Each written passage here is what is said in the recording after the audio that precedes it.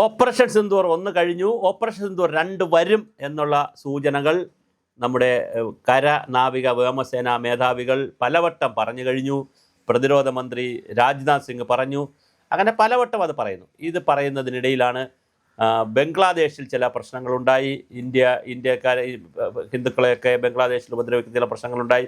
അതിനേക്കാളൊക്കെ വലിയ പ്രശ്നങ്ങളാണ് നമ്മുടെ പാകിസ്ഥാനിലും അഫ്ഗാനിസ്ഥാനിലുമായിട്ട് താലിബാനുമായി ബന്ധപ്പെടുത്തിയ കുറേ പ്രശ്നങ്ങളുണ്ടായി. അപ്പോൾ താലിബാനെ നമ്മൾ ഒരു ധാർമ്മികമായി സഹായിക്കുന്ന അല്ലെങ്കിൽ സാങ്കേതികമായി സഹായിക്കുന്നു എന്നൊക്കെ ഉള്ളൊരു വാർത്ത വന്നു. അങ്ങനെയൊക്കെ നിൽക്കുന്ന സമയത്താണ് നമ്മൾ വളരെ വലിയ തീരുമാനങ്ങൾ എടുത്തിരിക്കുന്നത്. ഒന്ന്, അഗ്നിവീറിൽ 75-25 ആയിരുന്നു അതിൻ്റെ ഒരു റേഷ്യോ എങ്കിൽ, എന്ന് പറഞ്ഞാൽ 100 പേരെ 75 പേരെ 25% ആളുകളെ എപ്പോഴും നിലനിർത്തുകയുള്ളൂ. 75% ആളുകൾ കളയും. പുതിയതായിട്ട് എടുക്കുമ്പോൾ അതിൽ നിന്ന് ഉള്ള സേനയിൽ നിന്ന് 75% പേര് പുറത്തു പോകും. അത് മാറി അതിൻ്റെ റേഷ്യോ മാറ്റി 75-25 ആക്കിയിട്ടുണ്ട്. അപ്പോൾ അതനുസരിച്ച് കൂടുതൽ ആളുകളെ സേനയിൽ നിലനിർത്തുക. അത് വലിയൊരു ചോദ്യമായിരുന്നു. പ്രത്യേകിച്ച് കരസേന, നാവികസേന, വ്യോമസേന മേധാവികൾ, റിട്ടയറായ ബ്രിഗേഡിയർമാരൊക്കെ ഓപ്പറേഷൻ സിന്ദൂർ സമയത്ത് വലിയ ബഹളമുണ്ടാക്കിയതാണ്. സേനയിൽ ആളില്ലല്ലോ, സേനയിൽ ആളില്ലാതെ ഇത്രയും പേരെ പിരിച്ചുവിട്ടിട്ട് എങ്ങനെയാണ് ഈ സേന വെച്ചുകൊണ്ട് കാര്യം ചെയ്യുക എന്നൊക്കെ വലിയ വിവാദമായിരുന്നു. പക്ഷേ എന്തായാലും അഗ്നിവീറിൽ ഒരുപാട് ആളുകളെ നിലനിർത്താൻ 25% നിന്ന് 75% ആളുകളെയും നിലനിർത്താനുള്ള വലിയൊരു തീരുമാനമെടുത്തു. അതുപോലെ തന്നെ ഇന്നലെ ചേർന്നിട്ടുള്ള മറ്റൊരു യോഗം, പ്രതിരോധ മന്ത്രാലയവുമായി ബന്ധപ്പെടുത്തിയിട്ടുള്ള ഈ ബാലിസ്റ്റിക് മിസൈലുകളും അതുപോലത്തെ വസ്തുക്കളൊക്കെ വാങ്ങുന്ന കമ്മിറ്റിയൊക്കെ കൂടി ഇന്നലെ കൂടിയിരുന്നു പ്രതിരോധ മന്ത്രിയുടെ നേതൃത്വത്തിൽ. അതിൽ എടുത്തൊരു വളരെ തന്ത്രപ്രധാനമായൊരു തീരുമാനമാണ് 69,000 കോടി രൂപയ്ക്കുള്ള യുദ്ധോപകരണങ്ങളും യുദ്ധ സാമഗ്രികളും വാങ്ങുക എന്നുള്ളത്.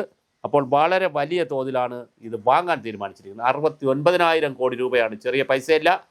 അത്രയും കോടി രൂപയുടെ പ്രതിരോധ വസ്തുക്കളാണ് വാങ്ങാൻ ഇന്ത്യ തീരുമാനിച്ചിരിക്കുന്നത്. അപ്പോൾ അഗ്നിവീറിൽ ഇങ്ങനെ വരുന്നു, പ്രതിരോധ സേനയിലേക്ക് വരുന്നു, ലോകത്തിലെ ഏറ്റവും വലിയ ഉപഗ്രഹ സംവിധാനങ്ങളിലേക്കും ഇന്ത്യ വരുന്നുണ്ട്. അതും മൂന്നാമതൊരു വാർത്തയായി വരുന്നു. ശത്രുക്കളുടെ വിമാനങ്ങളെയും മറ്റു കാര്യങ്ങളുമൊക്കെ രക്ഷിച്ചെടുക്കുന്നതിന് വേണ്ടിയിട്ടുള്ള ഉപഗ്രഹങ്ങൾ ISRO ലോകത്ത് വികസിപ്പിച്ചിരിക്കുന്നു. ലോകത്ത് അങ്ങനെയുള്ള അപൂർവ രാജ്യങ്ങളിലൊരു രാജ്യമാണ് ഇന്ത്യ. ഇന്ത്യ ഒന്നാമതാണെന്ന് പറഞ്ഞാലും വിഷയമില്ല. ഉപഗ്രഹങ്ങളുടെ സഹായത്താൽ ശത്രുക്കളുടെ ആക്രമണം വരുന്നതിനെ നിരീക്ഷിക്കുവാനും അതിന് സഹായകമായി രാജ്യത്തിന്, പ്രതിരോധ സേനയ്ക്ക് മറ്റ് അഭിപ്രായങ്ങൾ കൊടുക്കുന്നതിനുമുള്ള വലിയ സംവിധാനങ്ങൾ, ഉപഗ്രഹങ്ങൾ ISRO വികസിപ്പിക്കുന്നു. അപ്പോൾ DRDO ചില വലിയ പരീക്ഷണങ്ങൾ നടത്തുന്നു. ഓപ്പറേഷൻ സിന്ദൂറിൽ ചെയ്തിട്ടുള്ള 90% യുദ്ധോപകരണങ്ങളും അക്സസറീസും എല്ലാം ഇന്ത്യയിൽ നിർമ്മിച്ചതാണ്. നമ്മുടെ ബ്രഹ്മോസ് എയറോസിലും അതുപോലെ തന്നെ DRDOയിലും ബാംഗ്ലൂരും ഹൈദരാബാദിലും ഒക്കെ നിർമ്മിച്ച ആയുധങ്ങളാണ് നമ്മൾ പ്രയോഗിച്ചത്. അപ്പോൾ തീർച്ചയായിട്ടും അഗ്നിവീറിലുള്ള ഈ മാറ്റം, റേഷ്യോ മാറ്റം, അതുപോലെ തന്നെ 69,000 കോടി രൂപ ഉപയോഗിച്ചുകൊണ്ടുള്ള പ്രതിരോധ യുദ്ധോപകരണ സാമഗ്രികൾ വാങ്ങാനുള്ള തീരുമാനം, ഇതെല്ലാം കൂടി വരുമ്പോൾ ഇന്ത്യൻ പ്രതിരോധ സേന ലോകത്തിലെ പ്രധാനപ്പെട്ട സേനയാകുമെന്ന് മാത്രമല്ല, അത് പാകിസ്ഥാനെ സംബന്ധിച്ചിടത്തോളം വലിയൊരു ഭീഷണിയിലേക്ക് പോകും. ഓപ്പറേഷൻ സിന്ദൂർ 2 വന്നാൽ അത് സർജിക്കൽ സ്ട്രൈക്ക് വളരെ വലുതായിരിക്കും. അതിന് പാകിസ്ഥാൻ വലിയ വില കൊടുക്കേണ്ടി വരുമെന്ന് പലവട്ടം നമ്മൾ പറഞ്ഞു കഴിഞ്ഞു. അതിനുള്ള സന്നാഹങ്ങളാണ് ഇന്ത്യ ഒരുക്കിക്കൊണ്ടിരിക്കുന്നത്.